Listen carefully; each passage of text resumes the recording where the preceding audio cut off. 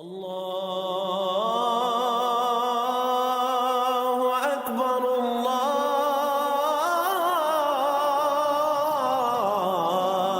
اکبر۔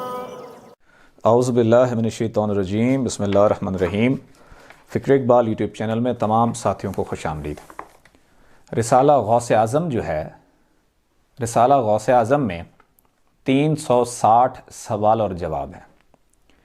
رسالہ غوث اعظم بیسکلی حضور غوث الاعظم جیلانی کی اللہ تعالیٰ سے گفتگو ہے۔ یہ الہام کی صورت میں ہے۔ حضور غوث پاک نے وہی چیزیں لکھوائی بھی ہیں جو رسالہ غوث اعظم کے نام سے مشہور ہیں۔ اس میں ایک چیز ہم ڈسکس کرتے ہیں، اللہ تعالیٰ نے حضور غوث پاک سے کیا فرمایا۔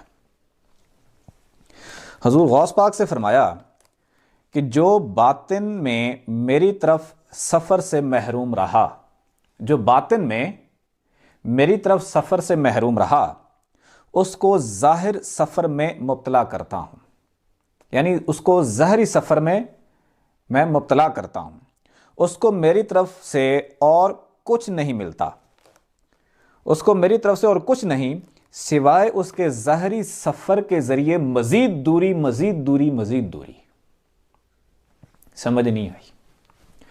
اب ظاہری سفر کیا ہے اور باطنی سفر کیا ہے اللہ تک، اور اللہ تعالیٰ نے فرمایا جو باطنی سفر نہیں کرتا اس کو ظاہری سفر میں مصروف کر دیتا ہوں، پھر ظاہری سفر سے میں تو نہیں ملتا بلکہ مزید دور ہو جاتا ہے بندہ، مزید دور ہو جاتا ہے بندہ۔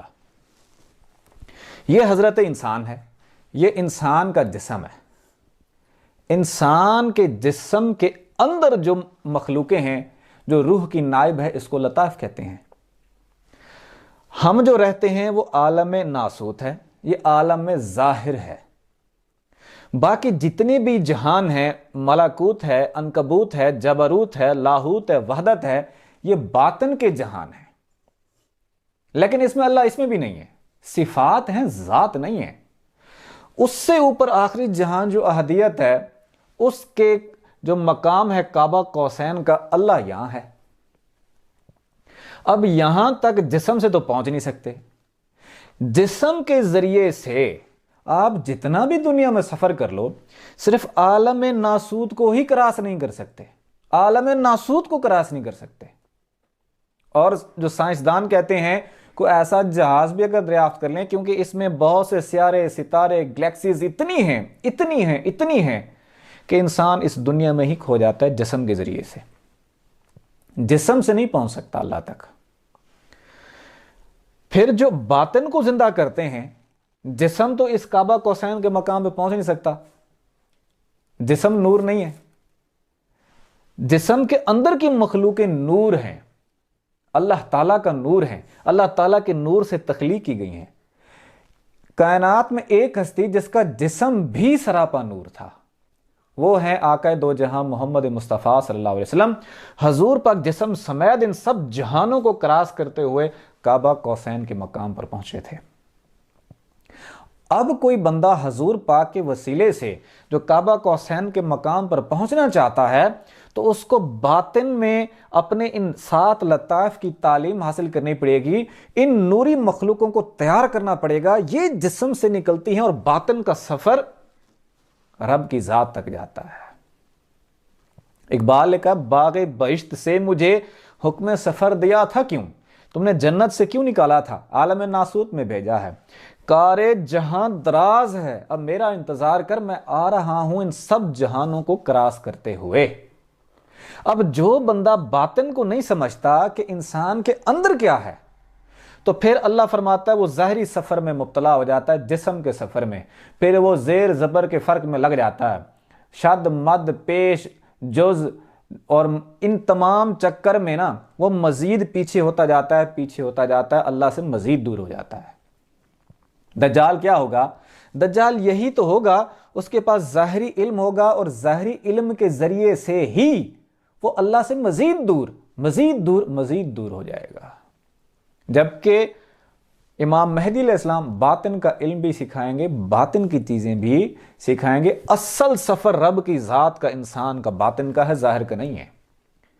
جب تک باطنی سفر نہیں کرتا، ان لطائف کو زندہ کر کے ان جہانوں تک نہیں پہنچتا، اللہ کی ذات اس وقت تک نہیں ملتی۔ چاہتے ہیں اللہ کی ذات کو پائیں تو ظاہری جسم کی تعلیم کے ساتھ باطن کی تعلیم ضروری ہے، باطن کا سفر رب تعالیٰ تک ضروری ہے۔